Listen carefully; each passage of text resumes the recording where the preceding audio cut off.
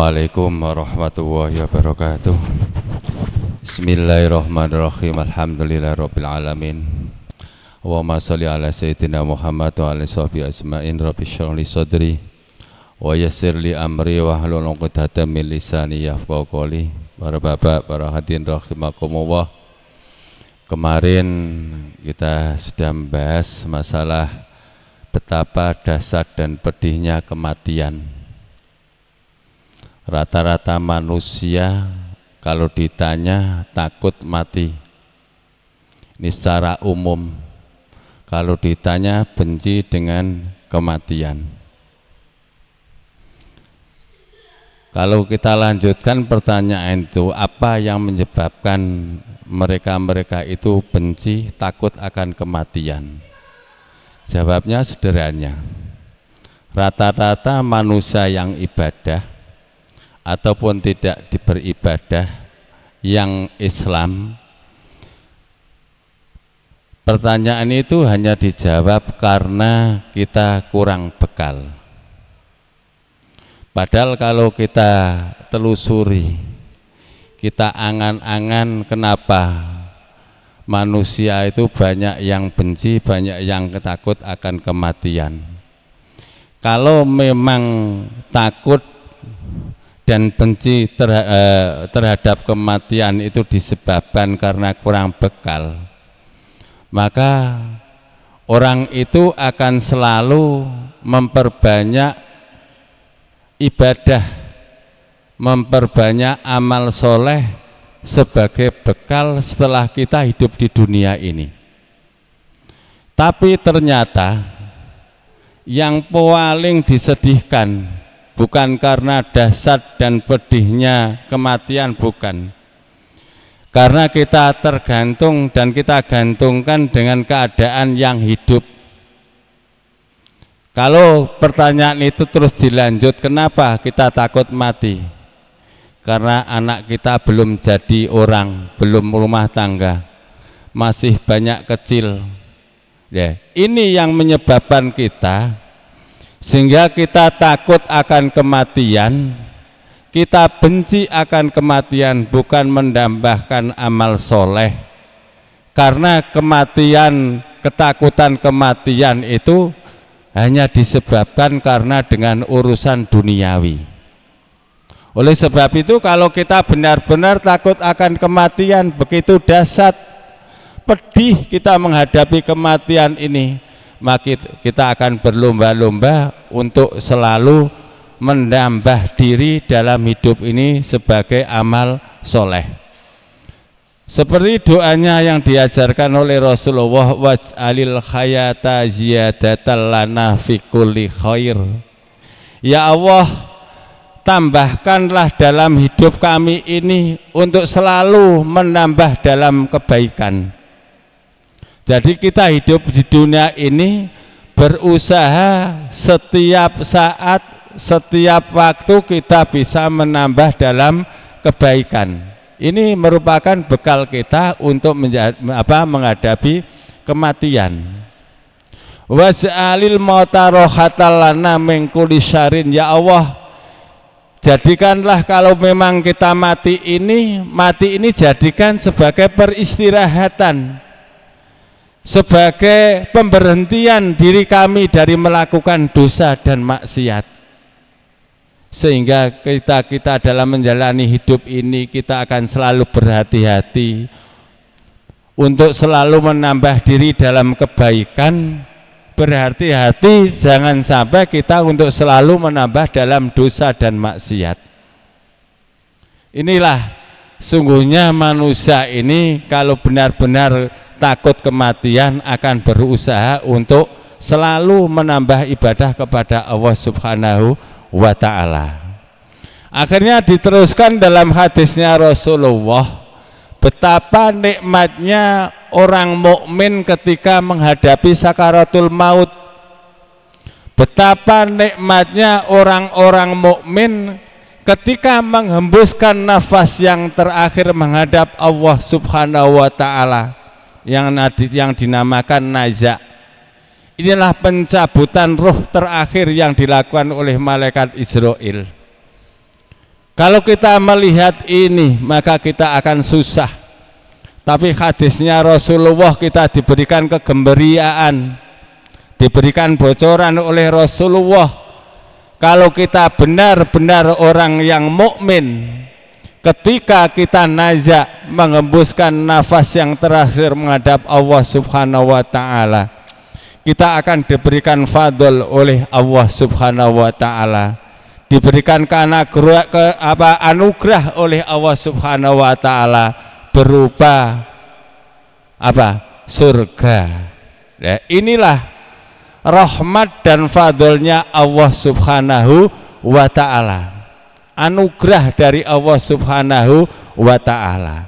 Oleh sebab itu kita harus selalu menjaga keimanan kita, harus kita jaga dengan sepenuh hati sehingga kita menjadi orang mukmin yang sejati. Kita selalu menambahkan diri takut untuk berbuat maksiat, menambah ketaatan kita kepada Allah Subhanahu wa taala. Sehingga ketika kita mau bertemu kepada Allah, kita senang, bukan lagi takut untuk mati, tapi senang menghadapi mati. Karena apa? Mendapatkan anugerah dan rahmatnya Allah Subhanahu wa ta'ala. Semoga kita termasuk golongan orang yang mukmin. Allahumma amin. Ini yang kita harapkan. Jadi kita hidup ini hanya mengharapkan fadlnya Allah Subhanahu wa ta'ala. Terkadang kita berlomba-lomba untuk mencari kekayaan dunia, kita lupa akan kita kembali kepada Allah Subhanahu wa ta'ala, sehingga kita selalu sedih dalam menghadapi kematian. Yang penting kita jaga diri kita, jangan sampai kita memperbanyak dosa dan maksiat. Nah, terus sekarang bagaimana keadaan orang yang kafir, orang fajir, orang yang pelaku maksiat dan dosa ketika besok menghadapi sakaratul maut, menghembuskan nafas yang terakhir menghadap Allah Subhanahu wa ta'ala. Ini diteruskan dalam hadis, wa man kariha liqa Allahi karihallahu liqa'ahu. Wa man lan sapane wong kariha kang sengit jember sapa wong liqa Allahi jember ing tetemunan Allah Subhanahu wa ta'ala, kariha mongko sengit jember sapa Allahu Allah liqa'ahu ing petukan karo wong sing jember, wong sing berbuat maksiat, wong sing kafir. Fa innal kafira mongko sak temne wong kafir khina yara ing dalem semangsane ningali sapa kafir ma ing perkara aada kang wis nyawisake nyediake sapa Allah lahu maring man mau minal ukubati rupane disediakno sangka siksane Allah Subhanahu wa ta'ala, rupane neraka. Bagaimana keadaan orang-orang pelaku dosa dan maksiat, keadaan orang kafir ketika menghembuskan nafas yang terakhir? Yabki lidolalihi, yabki iku podo iku nangis sapa kafir mau. Kena apa nangis lidolalihi? Krana sasar dolime wong-wong sing lakoni maksiat lan dosa. Wong kafir mau banget apa dolal sasar. Jadi jangan sampai wong lain dalam rotib itu kita selalu berdoa kepada Allah, ya dzal jalali wal ikram amitna ala dinil Islam. Ya Allah yang maha jalal, keagungan, kemuliaan, matikanlah kami dalam keadaan Islam. Inilah yang kita harapkan dalam kita mengarungi kehidupan. Jangan sampai kita mati dalam keadaan kafir. Na'udzubillah. Jadi akan menangis menghadapi siksaannya Allah Subhanahu wa ta'ala, karena diperlihatkan oleh Allah tempat dan perkara-perkara yang akan disediakan oleh Allah kepada orang kafir, disediakan kepada orang yang pelaku maksiat dan dosa. Wa yakrahu lan jember sapa kafir mau al-mamata ing mati, sehingga ketika menghabiskan nafas terakhir, ya Allah, ndak mau saya mati, ndak mau, saya kembalikan saja ke dunia, saya akan menikmati urusan dunia. Ndak mau, karena disediakan oleh Allah berupa siksaan. Kalau orang mukmin ditanya bagaimana kembali lagi atau terus mati, mati saja. Karena ruwet urusan dunia, ruwet, banyak fitnah, banyak ujian macam-macam. Tapi bukan berarti terus kita benci, enggak. Dengan itu semuanya akan menjadikan keindahan kita dalam melakukan hidup. Kita akan selalu menambah amal kebaikan. Itu merupakan penghapus dosa dan salah kita kepada Allah Subhanahu wa ta'ala. Akhirnya orang kafir tersebut tidak mau, pada hakikatnya tidak mau ingin kembali ke dunia karena banyaknya siksaannya Allah Subhanahu wa ta'ala. Fayakrahu mongko sengit sapa kafir, fayakrahu mongko sengit bareng wong kafir wis ra gelem mati-mati, jember petuk karo Gusti Allah. Wong ape petuk pangerane kok jember. Seperti kita itu kan punya Tuhan. Bagaimana kita mau bertemu dengan Tuhan kok ndak mau? Kok justru kita menghindar daripada Tuhan? Padahal kehidupan ini yang kita harapkan adalah kita bisa bertemu dengan Allah Subhanahu wa ta'ala. Sudah nikmat. Kok kita mau dicabut nyawa, kita tambah justru benci, tidak mau bertemu dengan Tuhan. Kan keliru. Nisbate sing nom-nom duwe pacar, suweneng karo pacare, kepengin petuk pacare, ape dipetuki ora gelem, aneh mustahil. Kalau kita betul-betul cinta kepada Allah, ketika kita menghembuskan nafas terakhir, kita akan senang bertemu dengan Allah Subhanahu wa ta'ala. Akhirnya panjenengan pun, ya Allah, nek panjenengan paringi kula kematian nggih mboten napa-napa. Kula siap keranten kula badhe napa kepanggih kalih panjenengan. Panjenengan sing kula arep-arep teng wonten alam donya nggih petuk Allah Subhanahu wa ta'ala. Bagaimana kita bisa mengingkari seperti itu? Kita sebagai orang mukmin beda dengan orang-orang kafir yang disediakan siksanya Allah Subhanahu wa ta'ala. Wa makna karohatillahi utawi maknane jemberi Gusti Allah lahu mara wong kafir mau bukan berarti bencinya Allah seperti bencinya hamba, ndak. Kalau kita benci kepada orang itu apa? Akhlak kita akan kelihatan, muka kita akan kelihatan, lisan kita akan terlihatan. Bukan seperti itu, karena Allah berbeda dengan makhluk. Dan apa yang dikatakan benci kepada orang kafir, tab'iduhu an rahmatihi wa iradati nikmatihi. Allah Subhanahu wa ta'ala tidak memberikan rahmat kepada orang kafir dan memang menjauhkan rahmatnya daripada orang kafir. Ini yang dimaksud Allah benci kepada orang kafir.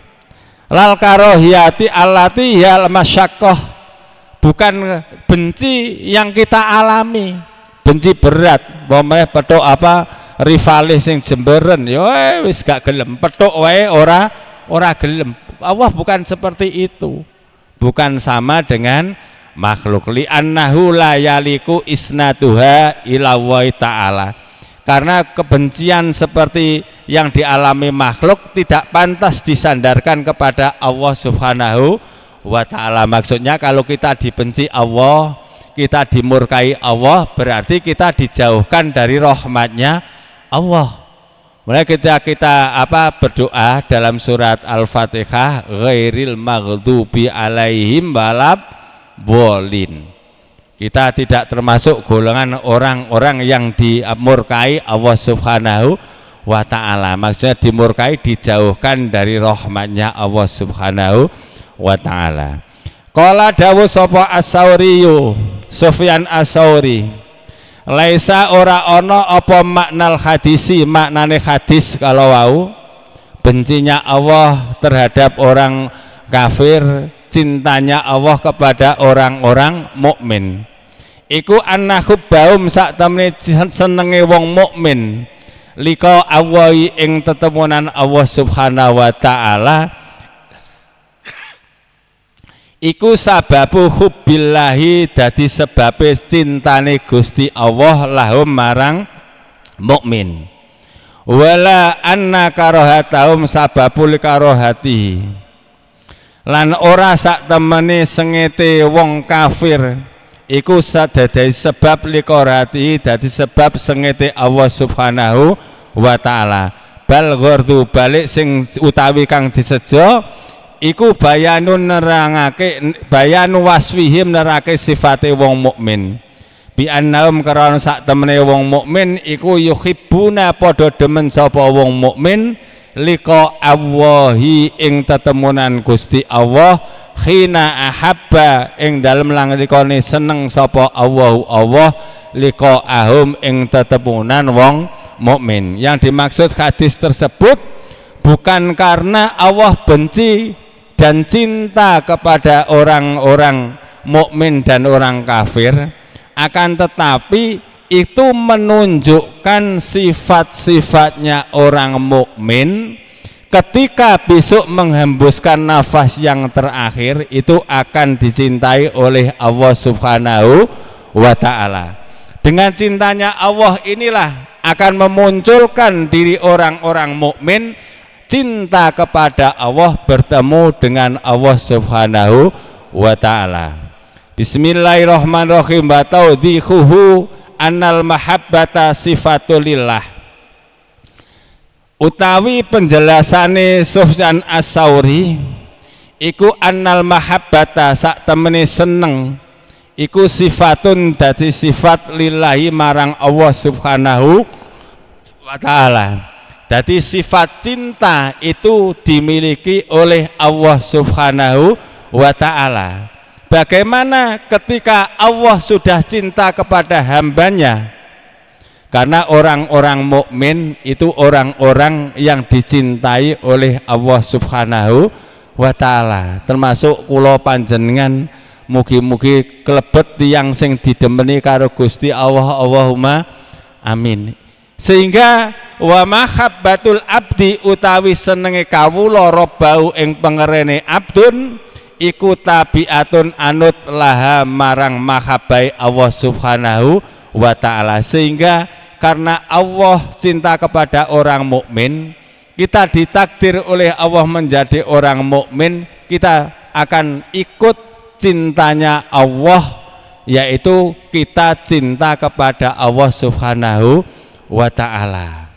Jadi untuk apa? Jadi kita hidup ini kalau kita dibenci oleh Allah Subhanahu wa ta'ala. Wong sing paling mau enak iku wong sing disenengi karo Gusti Allah. I paling enak, saenak-enake wong iku nek disenengi karo Gusti Allah. Wong nom nggih ngoten, saenak-enake wong nek keluarga iku wong sing disenengi karo garwane, karo keluargane. Lah wong Gusti Allah cinta kepada orang mukmin, mengapa kita tidak cinta kepada Allah Subhanahu wa taala? Nah, inilah yang perlu kita kita renungi, kita ambil pelajaran dalam kita mengarungi kehidupan, sehingga hati kita tidak akan pernah benci kepada Allah Subhanahu wa taala, akan selalu melahirkan mahabbah yang dinamakan cinta kepada Allah. Kita melakukan ibadah bukan karena kita takut untuk nerakanya Allah. Kita melakukan ibadah bukan karena tujuan kita untuk masuk surganya Allah.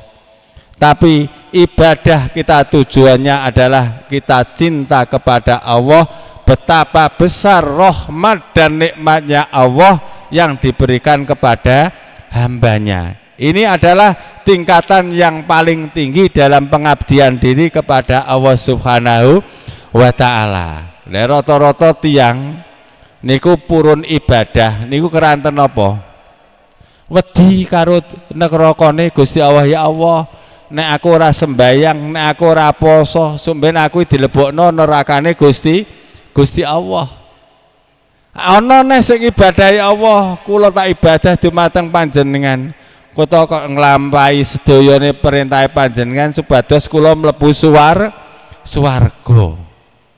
Ini sebenarnya podo apike, tapi sing paling apik ibadah itu bukan berharap apa-apa, hanya kita melahirkan mahabbah kepada Allah Subhanahu wa Ta'ala. Ini tingkatan yang paling tinggi. Nah nek ora iso pun jangan sing penting ibadah. Ya Allah, aku ibadah krana wedi nerakane panjenengan. Ya Allah, kula ibadah krana kepengin mlebu swarga. Nah, iki nek jenengan ora ati-ati, wong wedi iku kadang ana wanine. Wong kepengin iku kepengin mau enak, kadang ora ditunggoni wonge ya sakarepe dhewe. Tapi kalau kita melahirkan cinta dan kasih sayang, ini ada orang dan ndak, kita sama saja melakukan ibadah kepada Allah Subhanahu wa Ta'ala. Bismillahirrahmanirrahim. Suma innahum qalu, suma innahum mongko nuli setune wong mukmin iku qalu padha matur sapa mukmin. Akhir padha sahabate Rasulullah wong mukmin sing bersamaan kalian Rasulullah sallallahu alaihi wasallam matur, ya Rasulullah, he utusane Gusti Allah, kuluna utawi sekabehane kita iku nakrohu jember sapa kita, sengit benci sapa kita, al mauta ing mati. Jadi para orang-orang mukmin bertemu kepada Rasulullah bertanya, ya Rasulullah, kita ini golongannya orang-orang yang benci kepada mati. Duh, ini mulai dulu memang mati ini adalah sesuatu yang ditakuti dan dibenci. Sampai sekarang pun nggih ngoten. Jenengan nggih ngoten, Pak? Napa wis siap? Oh, jenengan ora siap tetep ya disiapno. Siap tetep nek urung wayahe ya urung siap. Nggih pun jenengan dilampahi mawon. Paling ndak kita sudah beribadah kepada Allah. Dengan kita ibadah inilah kita sebenarnya sudah siap untuk menghadapi kematian. Dan niki pun dados kebiasaane mulai ge anu. Wong-wong padha takok nang Kanjeng Nabi. Padha sember karo kematian. Akhirnya dijawab karo Kanjeng Nabi, kala dawuh sapa Kanjeng Nabi, laisa ora ana apa dalika mengkono-mengkono kultum do ucapanem kaya ngono mau ora termasuk jember sing kematian. Ora iku karo hatin jember sengit wedine mati. Gak ngono wong mukmin. Iku amek sapa secara dhahire awakmu iku wedi ditakoki mati, wedi ditakoki mati awakmu benci. Tapi sebenarnya bukan itu. Nah, ini jawabannya Rasulullah. Jadi secara umum kalau kita ditanya kamu benci kepada kematian, iya. Kamu takut akan kematian, iya. Ini sudah menjadi kebiasaan mulai orang-orang dahulu. Orang-orang yang bertemu Rasulullah jawabannya seperti itu. Tapi kebencian itu bukan melekat di dalam hati yang sesungguhnya. Diteruskan hadis, walakinnal mu'minina, lan tetapi ini sak temene wong mukmin iku idza uhdira, idza tudira ing dalem nalikane dihadirake sapa mukmin mau. Jadi besok nek jenengan saiki ditakoki mati wedi, ditakoki jenengan kapundhut sengit, ketika besok dihadirkan orang-orang mukmin iku faqala mongko nuli napa dawuh kaya Kanjeng Nabi. Waduh tenan. Ya Allah. Jaa mongko teka hu ing wong mukmin mau apa al basyiru bebungah. Wis toh sampean saiki wedi mati ora apa-apa. Awakmu saiki apa jember karo mati ora apa-apa. Tapi eling ana, besok nalikane sampean iku ape mati bakal dibeng-bungah karo Allah Subhanahu wa taala. Ojo kuwatir. Saiki wedi ora apa-apa, sing penting besok nalikane nazak ora wedi. Orang mukmin sifatnya seperti itu. Ketika sudah nazak, kita akan apa? Kita akan gembira bertemu dengan Tuhan kita Allah Subhanahu wa taala. Dibungah karo apa? Bima kelawan barang. Yarji'u kang bali sapa mukmin mau ilahi marang ma minal khairi rupane saking kebagisan. Falaisa mongko ora ana apa sayun suwiji-wiji iku ahabba luweh disenengi ilahi maring mukmin min liqa ilahi taala saking ketemunan karo Allah Subhanahu wa taala. Inilah indahnya kita menjadi orang mukmin. Senajano kita takut akan kematian, walaupun kita benci akan kematian, tapi besok ketika kita mengembuskan nafas yang terakhir, kita akan diberikan gembira oleh Allah Subhanahu wa taala, sehingga tidak ada sesuatu yang indah, tidak ada sesuatu yang lebih dicintai dan disayangi kecuali melainkan bertemu kepada Allah Subhanahu wa ta'ala. Wis lali kabeh jenengan donya suweneng karo perkara sing disenengi. Keranten panjenengan termasuk hambane Allah sing mukmin sing nyembah none Gusti Allah, ibadah amal soleh. Besok ditakoki piye Pak Nur Sam? Sampeyan jek suweneng perkara sing nang donya mboten Gusti. Kula mung seneng dumateng panjenengan. Sing kula kepingin nggih namung petuk panjenengan. Tidak ada sesuatu yang melebihi cintanya bertemu kepada Allah Subhanahu wa taala. Bareng hambane Gusti Allah mukmin wis suweneng none Gusti Allah, fahabbahu mongko seneng sapa Allah liqa'ahu ing tetemunan karo wong mukmin. Akhire wong mukmin disenengi karo Gusti Allah. Terus sekarang bagaimana orang kafir pelaku dosa? Nah, ini dibolak-baliki hadis iki supaya kula panjenengan menika ati-ati ojo kecemplung sak liyane dadi wong Islam, dadi wong sing mukmin. Wa innal fajira lan sak temene wong lacut fajir iku pelaku dosa. Wis pokoke pelaku dosa, pelaku maksiat sampai akhir hayatnya tidak mau tobat kepada Allah Subhanahu wa taala. Au qala utawa dawuh sapa Kanjeng Nabi innal kafiro. Jadi sama walaupun statusnya tidak sama, tapi ketika mengembuskan nafas yang terakhir, pelaku dosa dan maksiat ini sama-sama susah menghadap kepada Allah Subhanahu wa taala.